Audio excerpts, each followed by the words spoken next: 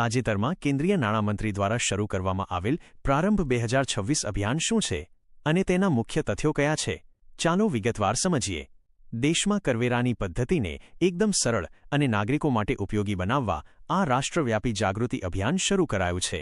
આ અભિયાનનું પૂરું નામ ખાસ યાદ રાખજો: policy reform and responsible action for mission Viksit Bharat. આગામી 1 એપ્રિલ 2026થી દેશભરમાં નવો આવકવેરા કાયદો 2025 લાગુ થવા જઈ રહ્યો છે. આ નવા કાયદાની બધી જ જોગવાઈઓ સામાન્ય નાગરિકો અને કર ભરતા લોકોને એકદમ સાદી ભાષામાં સમજાય તે આ અભિયાનનો મુખ્ય હેતુ છે. કરદાતાઓને કોઈપણ સવાલ હોય તો તેનો તરત જ ઉકેલ લાવવા માટે કરસાથી નામની એક નવી કૃત્રિમ બુદ્ધિથી ચાલતી ચેટબોટ સુવિધા પણ લોન્ચ કરવામાં આવી છે. આની સાથે જ અપગ્રેડ થયેલી આવકવેરા વેબસાઇટ 2.0 પણ રજૂ કરાઈ છે.